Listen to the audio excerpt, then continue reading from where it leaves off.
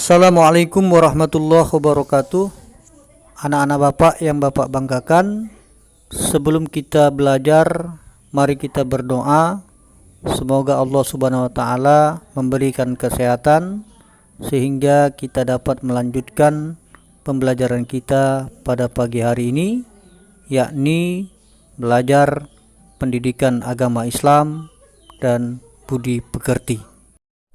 Nah, baiklah, pada minggu yang lalu Bapak sudah jelaskan dua kitab yang diturunkan Allah, yakni kitab Taurat dan kitab Zabur. Maka pada hari ini Bapak akan lanjutkan kitab yang ketiga dan kitab yang keempat yang diturunkan Allah kepada rasul-rasulnya. Adapun kitab yang ketiga yang diturunkan Allah adalah kitab Injil.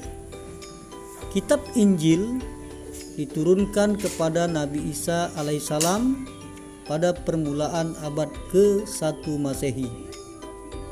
Kitab ini diwahyukan di daerah Yerusalem. Kitab Injil ini ditulis pada awalnya dengan menggunakan bahasa Suryani, dan kitab ini menjadi pedoman bagi kaum Nabi Isa alaihissalam, yakni kaum Nasrani. Allah berfirman, A'udzubillahi minasyaitonirrajim. Qala inni Abdullah ataniyal kitab wa ja'alani nabiyya. Yang artinya, dia Isa berkata, sesungguhnya aku hamba Allah, dia memberiku kitab Injil dan dia menjadikan aku seorang nabi. Quran surat Maryam ayat yang ke-30. Adapun ajaran pokok kitab Injil yaitu pertama, perintah untuk kembali mengesahkan Allah Subhanahu wa taala. Kedua, membenarkan keberadaan kitab Taurat.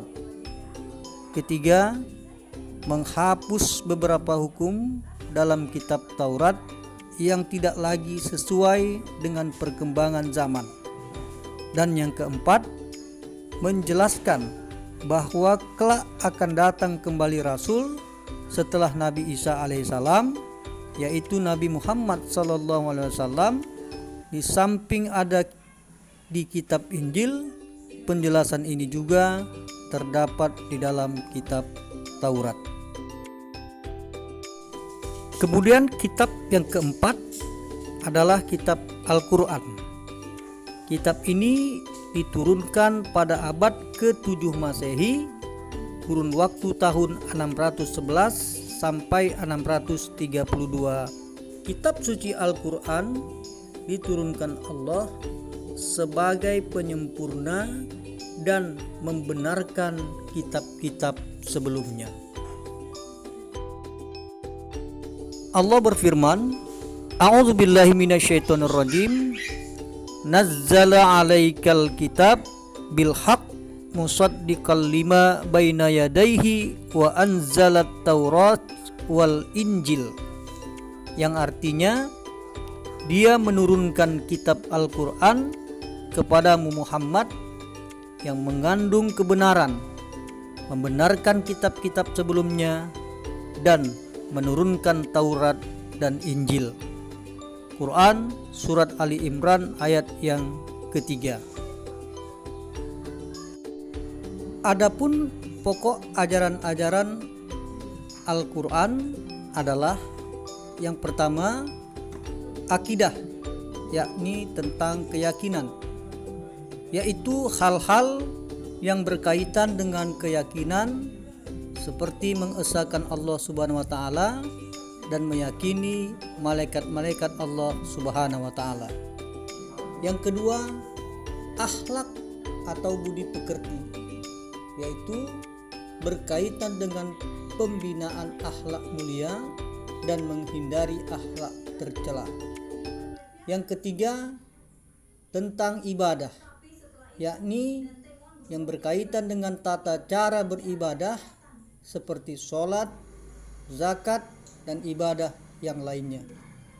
Yang keempat, tentang muamalah, yakni berkaitan dengan tata cara berhubungan kepada sesama manusia.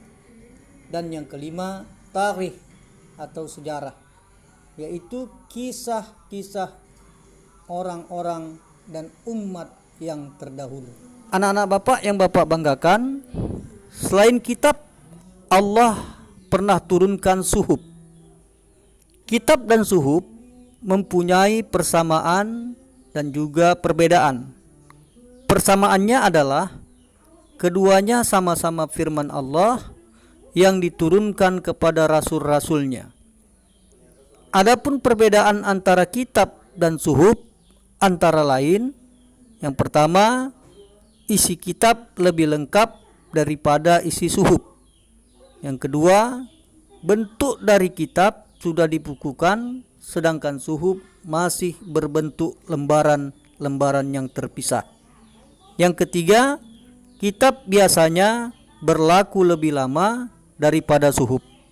Nah, anak Bapak yang Bapak sayangi, inilah yang dapat Bapak sampaikan pelajaran kita, yakni meyakini kitab-kitab Allah, mencintai Al-Quran. Bapak harapkan agar kamu dapat mempelajarinya. Wassalamualaikum warahmatullahi wabarakatuh.